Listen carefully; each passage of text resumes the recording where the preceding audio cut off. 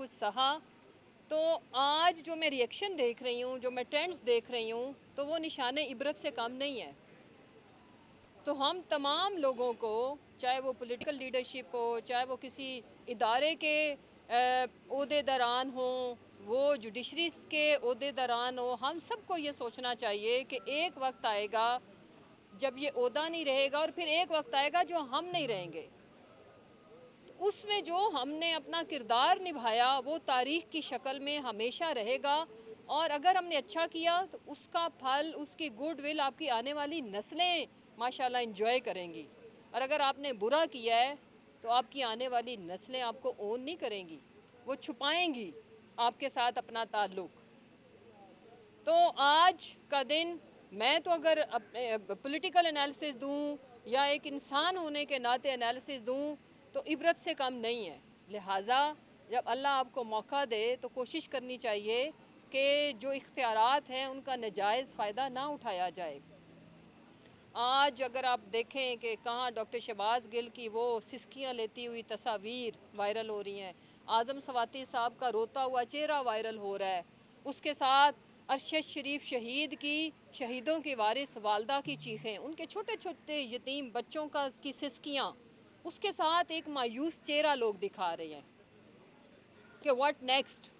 तो ये मेरा ख्याल है काफ़ी है समझने वालों के लिए, और अगर कोई इसको समझ ले तो। दूसरी अब मैं बात करूंगी कि आज फिर अता तारड़ साहब और उनके साथ पीपल्स पार्टी के हसन मुर्तज़ा साहब ने अभी एक प्रेस कॉन्फ्रेंस की है, तो मुझे बड़ी हंसी और हैरत हो रही थी, हंसी भी आ रही थी कि जी वो ये ख़बरनामा सुना रहे थे कि जी पीटीआई की सफ़ों में बड़ा इस्तराब पाया जाता है। भाईजान, आपकी सफ़ों में इस्तराब पाया जाता है, वो इस्तराब यहाँ से उठा लंदन चला गया, लंदन से वो इस्तराब मुंतकिल हो चुका हुआ किसी और मुल्क इटली। सफ़ें तो अब आपकी नहीं बचेंगी, अब गिनती आपकी शुरू है कि जिन बैसाखियों के सहारे आप आए थे, आप मुसल्लत किए गए थे, आप किस मैंडेट की बात करते हो? आपके पास जो मैंडेट था वो आज अपना मैंडेट लेके चले गए, अल्लाह हाफिज हो गया उनका। अब आप अपनी फ़िक्र करें। अब अवाम किसी को भी शतरंज की बाजी ड्राइंग रूम में लगाने की इजाज़त नहीं देगी। ये ज़रदारी के लिए मेरा मैसेज है। वो आज कह रहे थे कि जी ये ऐसी हरकतें तो वो करते हैं जो चोर दरवाज़ों से आए हों।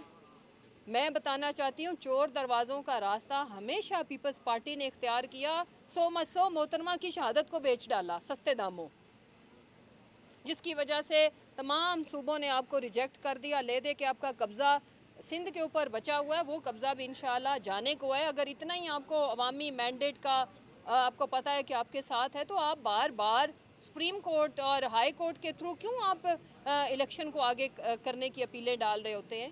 क्यों आप सिंध में इलेक्शन नहीं होने दे रहे? क्या वजह है इस बात की?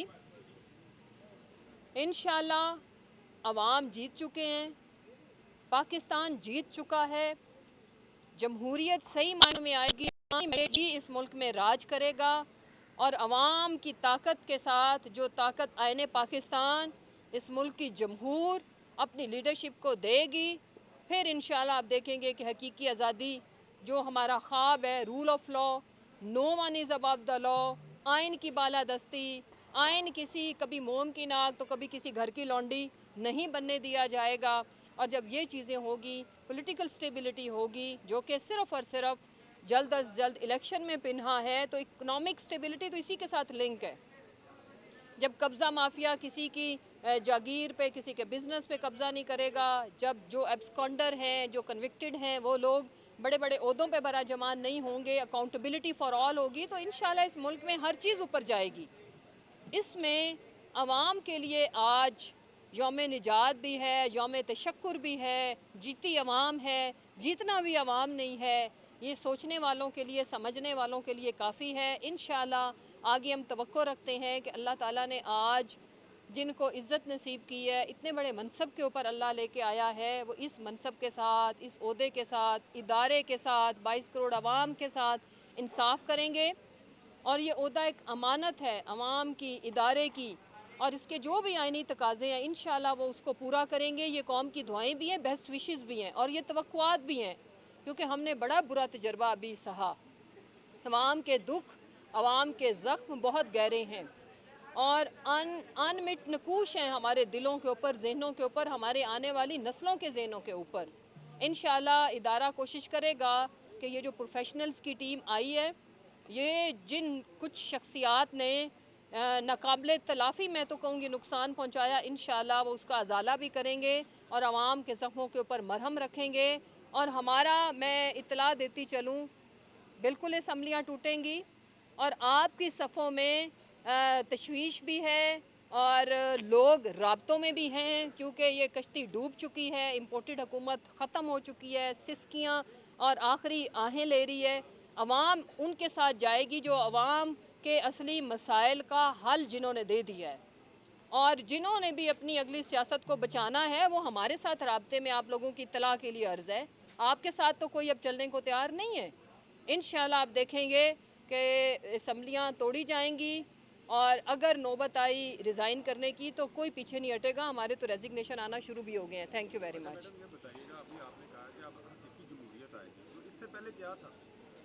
इससे पहले जो सिस्टम था वो आपको पता है कि क्रिटिसिज्म सहने के लिए पॉलिटिकल लीडरशिप का चेहरा आगे होता था और पीछे से कंट्रोल उनके पास था जिन्होंने आज छड़ी किसी और को दे दी अभी है। आपने जनरल बाजवा साहब के पैराए में बात की कि आज का जो दिन है एक इबरत का निशान है, और आपने कहा जो बैसाखियाँ थी वो ख़त्म हो गई हैं मौजूदा हुकूमत की। आपके दौर में तो खान साहब खुद एतराफ़ करते रहे हैं कि हमें सपोर्ट किया गया, हम एक पेज पे हैं, तो क्या आज उनके एहसानात जो तहरीक इंसाफ के पर थे उनको आप झुटला रही हैं? और दूसरा, आपने कहा ये इबरत का निशान है जाने वालों के लिए, तो जनरल फैज़ साहब ने जो इस्तीफ़ा लिया है वो इस इबरत से बचने के लिए या कोई और वजह थी?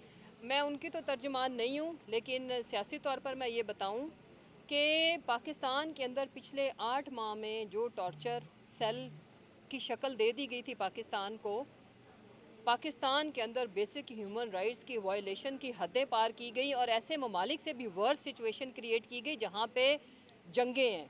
जंग के ज़माने में कोई दुश्मन मुल्क भी जब हमलावर होता है ना, तो वो मियाँ बीवी की प्राइवेट मूवमेंट्स की वीडियोस को नहीं मंजर आम पे लाता, वो अपने मुखालफिन को उनके कपड़े उतार के तशद्दुद नहीं करता, वो सहाफ़ी जो रिपोर्टिंग कर रहे होते हैं उनको शहीद नहीं करता।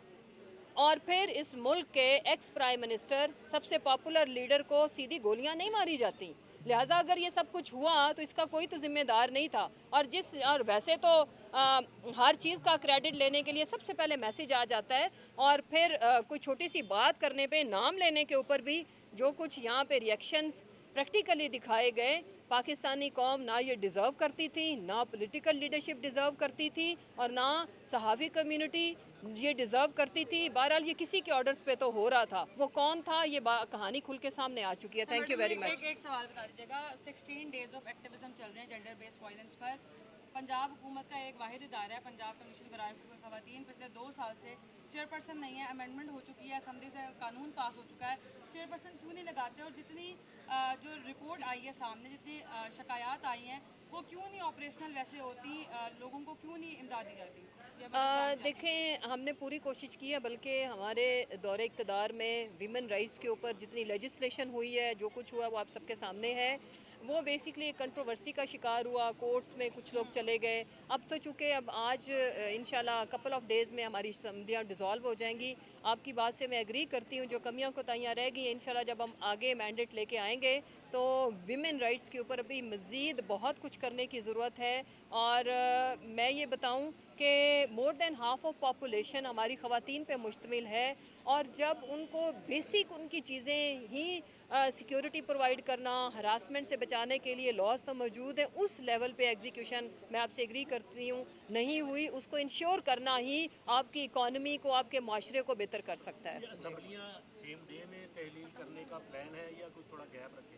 ये इंशाल्लाह एक आध दिन के अंदर हम इसकी सारा जो डिज़ाइन है वो अनाउंस कर देंगे। आपने कहा कि ये बैसाखी पे आए हैं और इनके सहारे हैं, आपकी तवज्जो में इनके सहारे हैं? हम इलेक्शन के थ्रू आए थे और हमारे मैंडेट को कंप्रोमाइज़ किया गया था कि जो कुछ हम आज कर रहे हैं, अगर उस वक्त हमारा एक्चुअल मैंडेट होता, इनफैक्ट आरटीए सिस्टम हमारे लिए बिठाया गया था टू कंट्रोल अस। इनफैक्ट यही एक रियलिटी है। इस चीज़ का गिला इंशाल्लाह हम दूर करेंगे। अगर हमें सुन लें, कंप्लीट कर लें ना, कंप्लीट कर लूँ। अच्छा, अब हमारा इरादा नहीं है, ये तहैया है कि अगर हमें 2/3 मेजॉरिटी मिली तो हम बैठेंगे गवर्नमेंट में, अदरवाइज हम अपोजिशन इंजॉय करेंगे अच्छा, ये इंशाल्लाह। बताइएगा कि सेमिनार लेट हो गया।